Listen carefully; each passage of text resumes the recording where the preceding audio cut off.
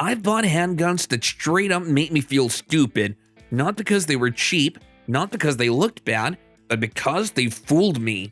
Perfect in mind, clean on paper, praised by the wrong people, and the moment I actually shot them, they turned into the biggest regrets of my year.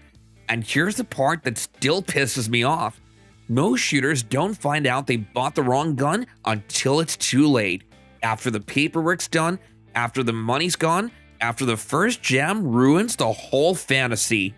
If you've ever walked out of a shop feeling confident only to come home with a problem disguised as a pistol, well, you're not alone.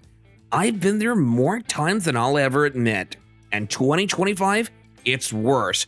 More hype, more bait, more guns that pretend to be something they're not. So before you repeat my mistakes, watch closely. These are the handguns you'll regret buying this year.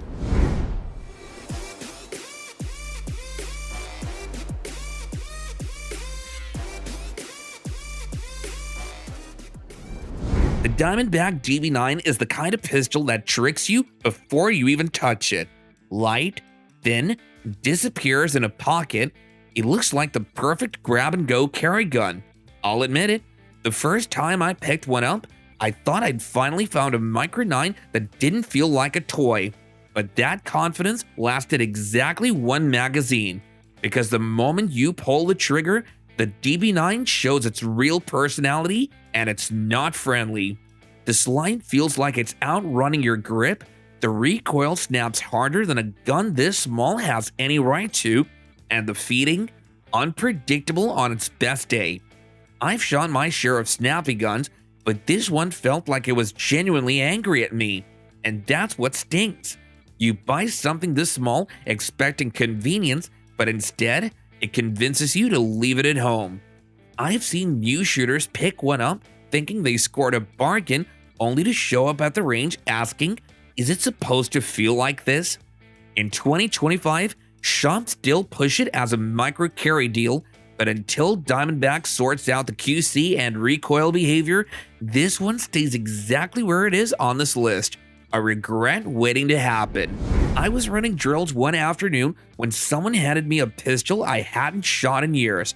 It felt familiar in that old gear kind of way. Solid, a little heavy, almost comforting, but a few strings in, it hit me. Nothing was technically wrong, yet nothing felt right either. That's when I finally looked at it again and realized I was shooting a design from another era trying its best to act modern. The Springfield XD isn't a failure, it's not unreliable, it just forces you to work around things no current pistol makes you deal with anymore. A frame that never really settles into your hand, a grip safety that interrupts your pace the moment you start pushing harder, a slide impulse that feels like a step behind what 2025 guns deliver effortlessly. By the end of that session, the regret wasn't loud or dramatic, it was subtle. The kind that creeps in when you realize you bought a 2009 solution to a 2025 problem. Other guns adapted to the times. The XD stayed exactly where it was. And if outdated design annoys you, the next gun is a whole different lesson in disappointment. Before I even got to the firing line, the RP9 had already started working against me. I walked in holding it like a budget duty sleeper I discovered, half expecting someone to nod at it or ask about it. Instead, the range officer glanced at it, paused, and said, "You sure that thing's good to go?" I hadn't even loaded a magazine yet, and I already felt my stomach drop, but I brushed it off until the shooting started. First round, fine. Second round, stovepipe. Next magazine, 2 failures to feed, both loud enough to turn heads. And nothing stings quite like clearing malfunctions while people nearby pretend they're not watching you struggle. That was the moment the whole illusion collapsed. All that bulky overbuilt styling, all that duty gun energy, none of it mattered once the RP9 showed how unfinished it really felt. It wasn't a tank, it was a reminder that looking serious and being serious are two completely different things. And the worst part? These things keep popping up cheap on used shelves, tempting the next poor guy into repeating the cycle. And I kept telling myself it was probably just me being picky about the trigger wall, nothing serious. Then the news hit like a slap. ICE pulled their P320s. A jury handed out $2.35 million for an accidental discharge. Even the Air Force told people to stop using it. Suddenly, that tiny weird feeling I had made a lot more sense. That's the problem with the P320. The regret doesn't come from a dramatic failure. It comes from the moment you realize the gun you trusted has a cloud over it that keeps growing. I shot mine enough to notice small oddities, a strange hesitation in the trigger, the occasional soft primer hit, things you normally ignore because the gun should be solid. But after news like that, every little quirk stops feeling random, and 2025 hasn't helped at all.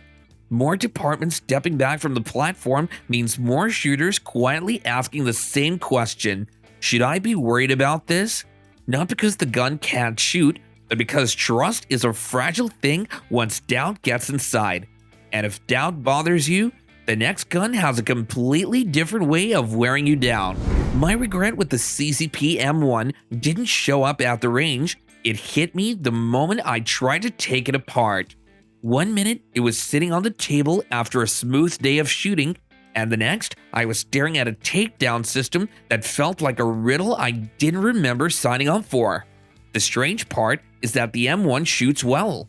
The recoil's soft, the grip settles nicely, and nothing about it warns you that ownership is about to get irritating. But the moment you start field stripping it, the gun changes. Tools come out, angles get weird, and you're doing more work cleaning a soft shooting 9mm than you ever expected. Add in the heat issues after long sessions, and the confusion turns into full annoyance. That's when the realization lands. It shot nice until the cleaning process made me question my life choices.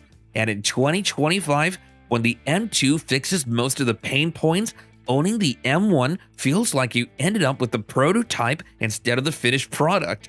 And if quirky mechanics annoy you, the next one doesn't just frustrate you, it wears on your patience.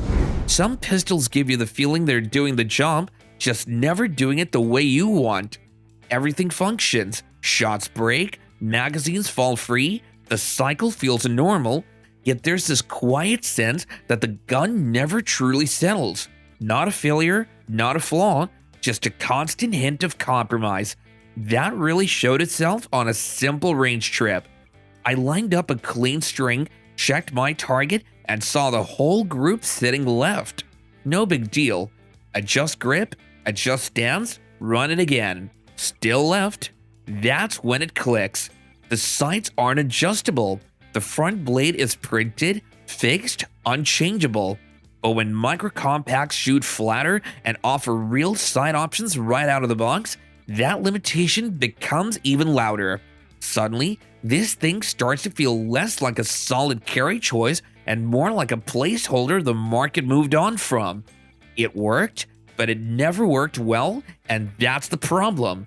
If small compromises frustrate you, the next one stacks them even faster. Every once in a while, strange things resurface from the back of my drawer, and somehow the High Point C9 is always one of them. I picked it up the other day like it had crawled out on its own. I bought it years ago on a why not it's cheap kind of deal, the kind of decision you laugh at first, then slowly question with time. The moment I racked the slide, I remembered exactly why it stayed buried. The thing moves like a cinder block on rails. The trigger squishes instead of breaking. The magazine plays this on-again, off-again locking game, and every mechanical interaction feels like the gun is daring you to keep going. Shooting it only adds to the comedy. It technically works, but it works in the most uncooperative way possible. I bought it to test and immediately regretted testing it. And the funniest part? It's 2025 and this thing hasn't changed at all. Still cheap, still clunky, still the same running joke it's always been. What comes next isn't any prettier, just a different flavor of trouble. Some guns don't fall apart all at once. They just chip away at you little by little. That's how the G3C ended up getting to me. I kept giving it chances because everyone I knew swore theirs ran fine. Mine's flawless, mine eats everything, never had a single jam. So I tried to believe I'd get the same experience. But the more I shot it, the more that hope drained away. A failure here, a hesitation there, then entire streaks of malfunctions on ammo my other pistols ran like it was nothing. At first, I blamed myself. Grip? Stance? Maybe I limp-wristed it, maybe I rushed the shot. It's a terrible feeling when a gun makes you question your fundamentals. Then I handed it to someone else. Same ammo, same magazine, same failure. This gun convinced me that I was the problem until I saw it choke for someone else. Look, nothing to hate. Some G3Cs run perfectly, and some feel like a gamble you didn't realize you were taking. The stories keep resurfacing because the experiences are still happening. And believe it or not, the chaos doesn't even peak here. The first failure to eject came out of nowhere, and the moment it happened, I understood why Mossberg let this pistol fade away without much noise. It wasn't dramatic, it wasn't catastrophic, it was just heartbreakingly familiar. The kind of malfunction that tells you a good idea never got the support it needed. What made it sting more is that the MC1sc felt promising. Light, clean lines, a smart design, all the right ingredients to be a sleeper hit. So when that first jam happened, followed by another on ammo every other gun I own eats happily, the drop in confidence was immediate. It didn't make me angry, it made me tired, because this wasn't supposed to be that kind of gun. This wasn't supposed to be bad, which made it worse. The more I looked into it afterward, the more I realized the gun didn't just fail, the whole project slipped away. Stores stopped stocking parts, forums stopped talking about it, and you start feeling like you're the only one still holding on to something the industry quietly walked past. The next one had problems long before anyone admitted it. I bought confidence and got chaos. That's the only way to describe the FMK 9C1 Gen 2. It looked solid when I first picked it up. Clean lines, glockish profile, everything about it suggested budget but dependable. So I walked in expecting a workhorse, and the gun delivered the exact opposite. The trigger was the first betrayal. No wall, no predictability, just a strange collapsing motion that felt wrong before the shot even broke. Then the slide started dragging like something inside was arguing with itself. By the time the magazine began dropping at random, disbelief turned into actual anger. A pistol can have quirks, sure, but this felt like a collection of problems pretending to be a firearm. Every part of the experience carried the same message. You trusted the look, not the reality. And that's why these things flood used shelves. Owners bail out fast, new buyers get lured back in by the familiar shape, and the whole cycle repeats until the gun never delivers what its appearance promises. Next on the list is a different kind of letdown. Quieter, but just as hard to ignore. Should have left it sitting on the shelf. Touching it was a mistake enough. The Jimenez JA Nines got a rare gift. The kind of iron that makes a man feel foolish the second it settles into his palm. Some guns earn respect, this one earns regret. It's light in a way that doesn't feel safe, shiny in a way that doesn't feel right, and cheap in a way that almost shocks you, like turning the corner and unexpectedly walking into a billboard full of boobies. You're stunned for a second, trying to understand what you're even looking at. That's when the comedy rage starts creeping in. Nothing about the gun feels real. Not the finish, not the grip, not the weight. It feels like someone molded a toy, whispered, "Yeah, that's good enough," and shipped it out the door. Then you shoot it, and the performance somehow matches the build quality. It overheats absurdly fast, jams without shame, and in the worst cases, it cracks. Yes, cracks. A handgun shouldn't do that unless you're testing stress limits, and this thing does it casually. And the final punch? The company is gone. no support, no parts, no future. If disappointment had a brand, it died with this pistol. A slow, easy range day felt like the perfect excuse to break out a 22. Something simple, something relaxing, something that wouldn't fight back. The Firefly looked made for that role. Light, familiar silhouette, the kind of pistol that promises cheap fun without any pressure. 5 minutes in, that illusion fell apart. Cheap ammo, immediate chaos. Better ammo, slightly delayed chaos. No matter what went into the magazine, the gun behaved like it had a personal grudge. It looked like a SIG until it shot like a tantrum. What really bites is the cost. A 22 should save money, not demand premium ammo just to function. The Firefly flips that expectation on its head, turning a budget plinker into a slow financial drain. And in 2025, when almost every other rimfire pistol runs smoother and cleaner, this one feels like a prank you accidentally paid for. Number 1 doesn't even pretend to behave. Some guns disappoint you instantly, and the PF9 is one of the fastest to ever do it. On paper, it seems perfect, one of the lightest, thinnest 9mm ever built. Then you fire it, and the whole illusion collapses. I regret this gun more than guns that cost triple. The first magazine tells the whole story. The recoil doesn't just snap, it hits your hand like the gun is trying to escape. The grip shifts, the frame bucks, and every shot feels like you're wrestling with something that doesn't even want to be there. Not dangerous, just uncomfortable in a way that drains your patience fast. What makes it worse is the promise it starts with. A pistol this small should be an easy carry win, something you can trust without thinking. But the PF9 never settles down, never smooths out, never gives you the stability or confidence you expect from a modern micro-compact. And today's pistols only make that gap wider. In 2025, newer designs shoot softer, control better, and make the PF9 feel like a rough sketch from another era. Some guns teach you lessons. The PF9 taught me one I won't forget. The funny thing about the HP-22A is how charming it looks before you actually shoot it. Small, light, almost cute enough to make you forget it's supposed to be a firearm. For the first magazine or so, it even plays along. You get a few clean pops, a little grin, and then the gun reminds you what it really is. Fun for 5 minutes, regret for 5 months. That's when the quirks start stacking. The slide feels like it was designed out of leftover scrap metal, the safety has a mind of its own, and if you pick the wrong 22 ammo, the whole pistol acts like you've insulted it personally.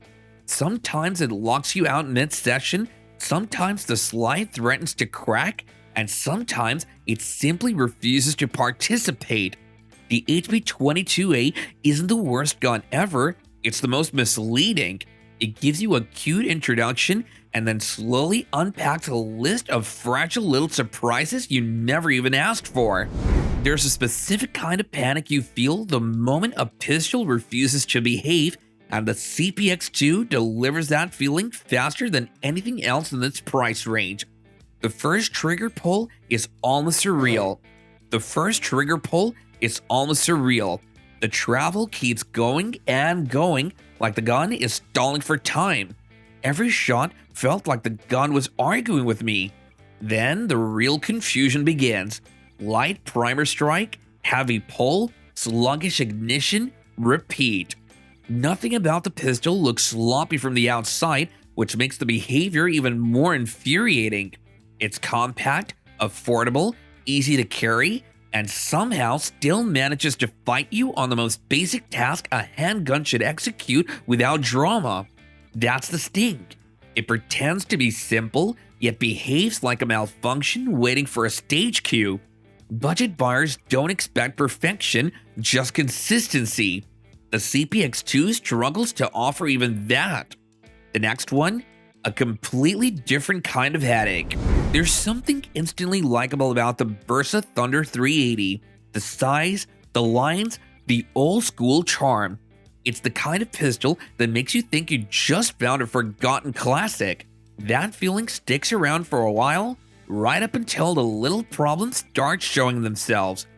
It acts tough, but ages faster than you expect.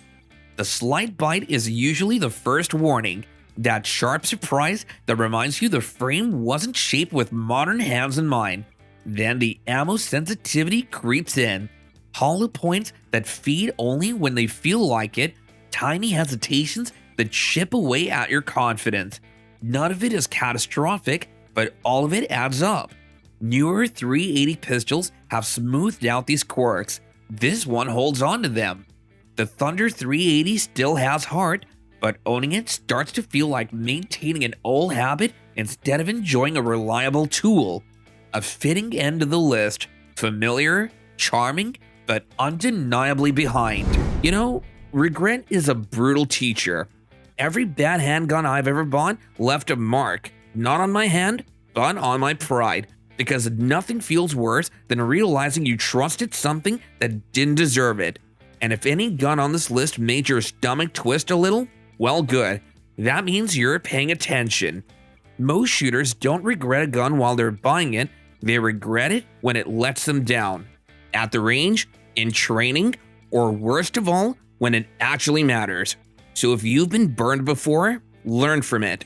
If you haven't been burned yet, don't get cocky. 2025 is full of pistols that looked honest but behaved like liars the moment you pull the trigger. Drop your regret guns in the comments. I read all of it, even the painful stuff. I'm your boy Steve, so stay sharp, don't get fooled again, and I'll see you in the next one.